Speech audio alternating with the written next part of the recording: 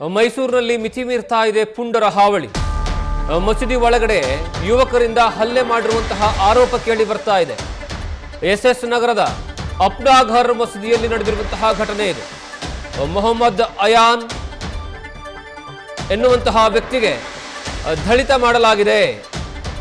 ಪರ್ವೇಜ್, ಅವೇಜ್ ಹಾಗೂ ಇತರರಿಂದ ಹಲ್ಲೆ ನಡೆದಿರುವಂತಹ ವಿಚಾರ ಈಗ ಬೆಳಕಿಗೆ ಬರ್ತಾ ಇದೆ.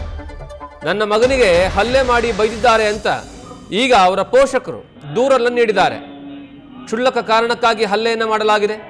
ಸಿಸಿಟಿವಿ ಆಧರಿಸಿ ದೂರನ್ನು ದಾಖಲಿಸಿಕೊಂಡಿದ್ದಾರೆ ನರಸಿಂಹರಾಜಪುರ ಪೊಲೀಸ್ ಠಾಣೆಯವರು.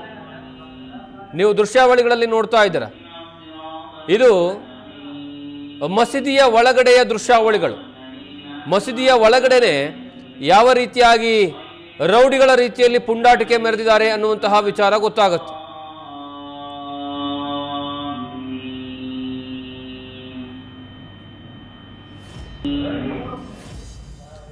ಈ ಬಗ್ಗೆ ಹೆಚ್ಚಿನ ಮಾಹಿತಿಯನ್ನು ನಮ್ಮ ಪ್ರತಿನಿಧಿ ರವಿ ಪಾಂಡವಪುರ ಕೊಡ್ತಾರೆ. ರವಿ, ಈ ಒಂದು ಪ್ರಕರಣದ ಹಿನ್ನೆಲೆಯನ್ನು ಹೇಳೋದಾದ್ರೆ, ಯಾಕಂದ್ರೆ ಯಾವ ಕಾರಣಕ್ಕಾಗಿ ಈ ರೀತಿಯಾಗಿ ಹಲ್ಲೆಯನ್ನು ಮಾಡಲಾಯಿತು ಅಂತ? ಮೈಸೂರಿನ ಎಸ್ ನಗರದಲ್ಲಿರುವಂತಹ ಅಪ್ನಾಘರ್ ಮಸೀದಿಯಲ್ಲಿ ಈ ಘಟನೆ ನಡೆದಿರೋದು.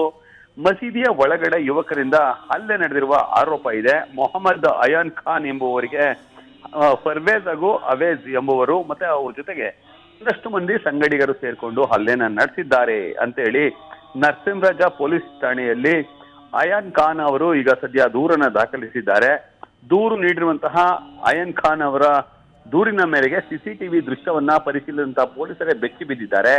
ಕಾರಣ, ಆ ಒಂದು ಮಸೀದಿಯಲ್ಲಿ ನಮಾಜ್ ಮಾಡುವಂತಹ ಸಂದರ್ಭದಲ್ಲೇ ಘಟನೆ ನಡೆದಿರೋದು. ಘಟನೆಗೆ ಮುಖ್ಯವಾಗಿ ಕಾರಣ ಏನು ಅಂತ ತಿಳಿದು ಬೆಳೆಸಿಲ್ಲ. ಕೆಲವರು ಹೇಳೋ ಪ್ರಕಾರ ಅಲ್ಲಿ ನಮಾಜ್ ಮಾಡುವಂತ ಸಂದರ್ಭದಲ್ಲಿ ಜಾಗದ ವಿಚಾರಕ್ಕೆ, ಅಂದ್ರೆ ಕುಳಿತುಕೊಳ್ಳುವಂತಹ ಜಾಗದ ವಿಚಾರಕ್ಕೆ ಒಂದಷ್ಟು ಮಾತಿನ ಚಕಮಕಿ ನಡೀತು. ಅಂತಿಮವಾಗಿ ಅವರಿಬ್ಬರ ನಡುವೆ ಗಲಾಟೆ ನಡೆದಿದೆ ಅನ್ನೋ ಮಾತನ್ನ ಕೆಲವರು ಹೇಳಿದ್ರೆ, ಕೆಲವರು ಹಿಂದೆ ಅವರಿಬ್ಬರ ನಡುವೆ ಒಂದಷ್ಟು ಮನಸ್ತಾಪಗಳಿತ್ತು. ಆ ಮನಸ್ತಾಪದ ಹಿನ್ನೆಲೆಯಲ್ಲಿ ಮಸೀದಿಗೆ ಬಂದಾಗ ಗಲಾಟೆ ನಡೆದಿದೆ ಅನ್ನೋ ಮಾತನ್ನ ಹೇಳುವಂತ ಕೆಲಸಕ್ಕೆ ಮುಂದಾಗ್ತಿದೆ. ಸದ್ಯ ಈ ಸಂಬಂಧ ಈಗಾಗಲೇ ನರಸಿಂಹರಾಜ ಠಾಣಾ ಪೊಲೀಸರು ದೂರನ್ನು ದಾಖಲಿಸಿಕೊಂಡಿದ್ದಾರೆ.